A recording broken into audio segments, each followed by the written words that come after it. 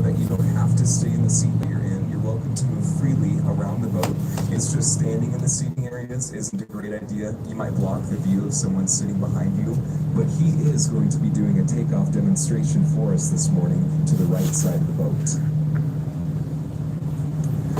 He'll begin to fire up his 150 horse Lycoming engine.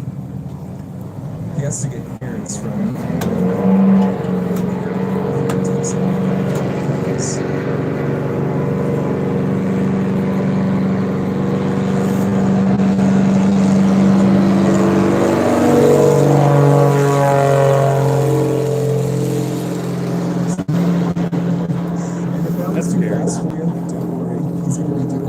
Discovery 3, landing to the right side of us, and then doing another takeoff demonstration for us this morning.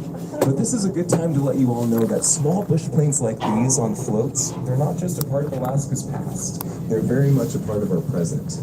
You see, there's little villages and communities all across this great state and even into Canada. The only way that they can be serviced are by small bush planes like these, incredibly versatile aircraft. You see, our friend here has his on floats, but in the summertime, you can actually put him on bush tires to land and take off directly from the ground, or you can put him on skis in the wintertime to land and take off directly from the snow. And these bush pilots, they create actually rapport with the communities that they serve. And it's not just a job to them, they actually gain friends and family in the different villages that they meet. Actually, a friend at the university in Alaskan Fairbanks, his name was Matt. He lived in a really small community, a Yupik village on the west coast of Alaska. And in his community, by snow machine, but the only way that his community would get served were by small bush planes like these. He would come in on floats. In the wintertime, though, he would come in on skis. Incredible pilots able to navigate the tricky weather here in Alaska. What he's doing right now, you can kind of see on our monitor, he's doing what's called a slip turn. He's almost turning his airplane sideways to lose speed and altitude quickly. And he's just coming now right in front of us and in front of the bow. This last part is done entirely by feel. He can't see the water directly underneath him. He has to use his years of experience flying to be able to land safely.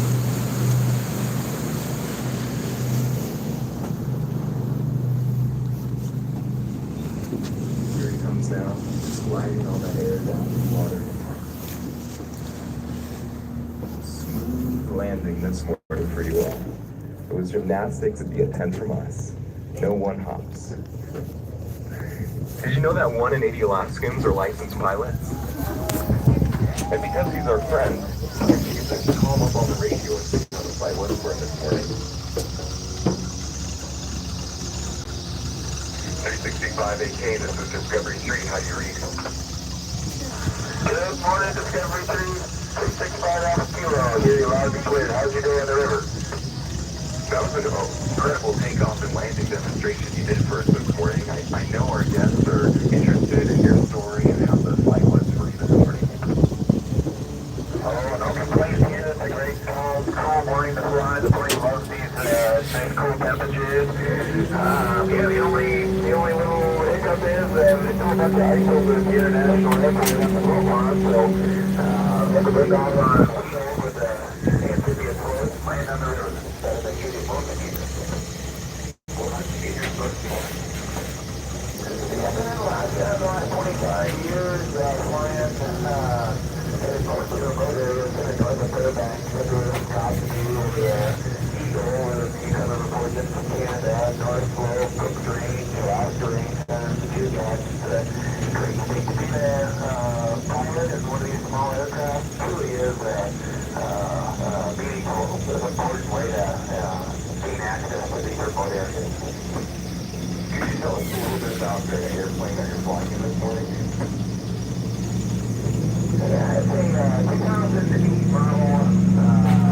I've got Husky built in Wyoming. I think it's out in Wyoming.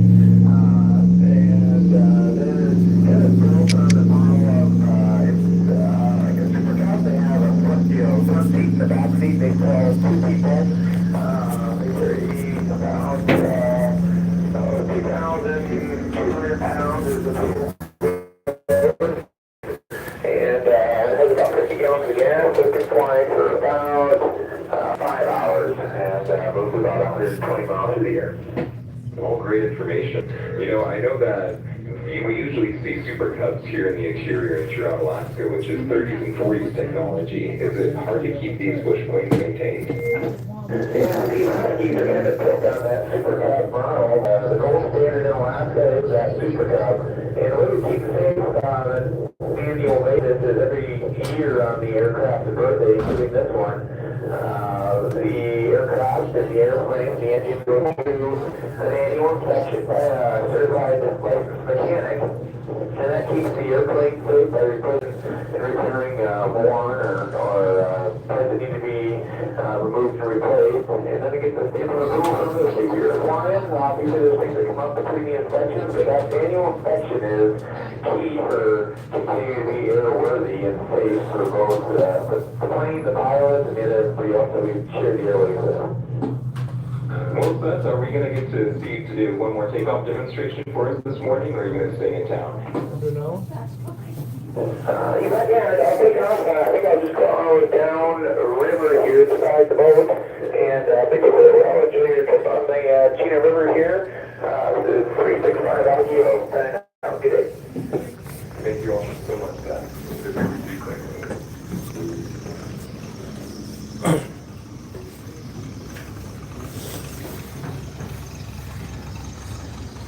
All right, you heard it from Seth himself. He's going to be doing one more takeoff demonstration for us this morning to the right side of the boat. So if you didn't get that picture or that video, now's the time to do it. Just a friendly reminder, though, standing in the seating areas isn't a great idea. You might block the view of someone sitting behind you.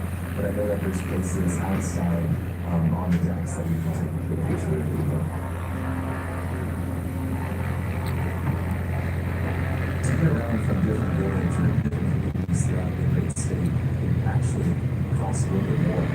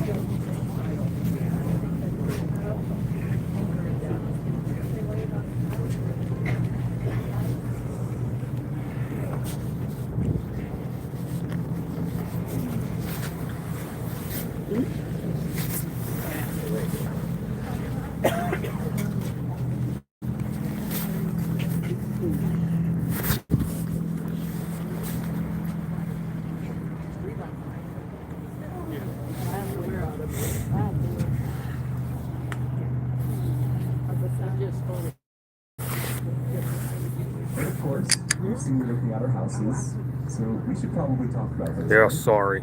And I bet you've noticed our construction I'm on 4G. Or our lack of one. There's really a little bit of everything. Small house, big house, work in progress. But we wouldn't have it any other way. All your neighbor really asks of you is that you meet the basic code for safety and sanitation. Besides that, you can pretty much build however you want. And the typical way to build along the Chena River is called slab on grade after you check for permafrost. You see, you don't want to build on that permanently frozen ground because your house will actually draw heat down into the ground, start to make things unstable. It's also on your monitors. This pioneer style log cabin with the red tinned roof does have one modern upgrade though. Those horizontal slats on top of the roof, those are called snow guards. Keeps the snow from blowing where you don't want it. You can see he has his right in front of his windows and his doors. It also acts as further insulation, keeping the snow on top of the roof in the wintertime keeps the heat inside the home. And so, it's not a who's who living here along the Chena River. Actually, when you're coming down the Chena River, you might think, who would live in such a place? But We have white collar, blue collar, and tradespeople, different people living here in town. For an average contractor built home, it's about $300 to $400 a square foot.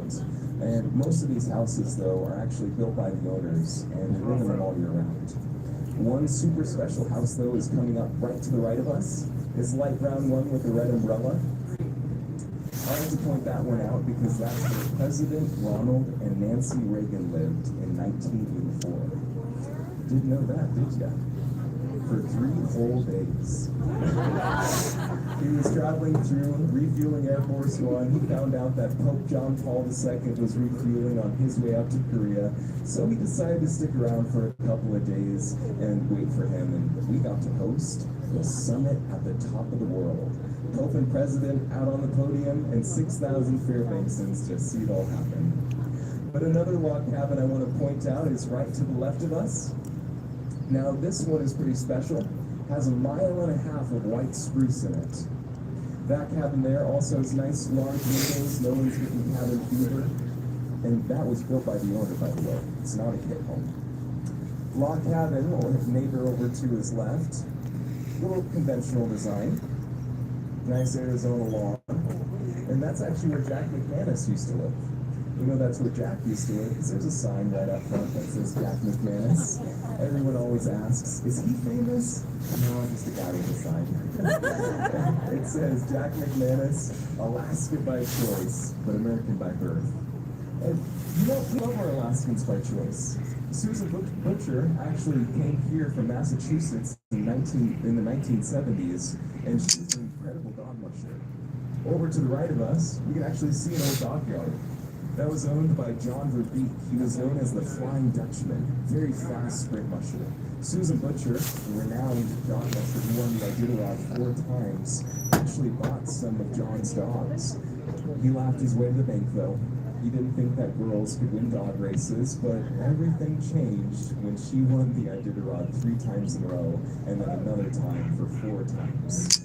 And in the 80s, the ladies couldn't print out the t-shirts fast enough, with big, bold letters that read Alaska, where men are men, and women win the Iditarod. We're going to be learning about her life and legacy just a little bit later this morning at Trailbreaker Kennels, and the kennel is actually still owned and operated by her oldest daughter, Tekla Butcher Watson.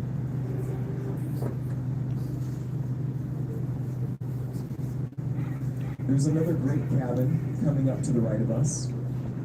I like to point this one out because it was actually built entirely by hand by the owner. He dragged in each pole, he peeled each one with a draw knife, and set everything to sit here for a whole year. The only power tool he actually used was a chainsaw to cut out the windows and the doors. It's as much work of art as it is a home. His brother, who lives right next door though, decided on something a little bit lighter. Hi there, Skip. He decided on a large frame home. That everyone, a hot tub right out on the deck.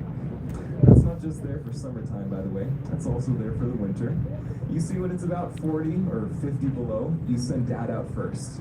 He gets everything set and ready to go. And then he'll give the thumbs up. Everyone runs outside in their bathing suits, jumps in that hot water, and watches the northern lights dance overhead.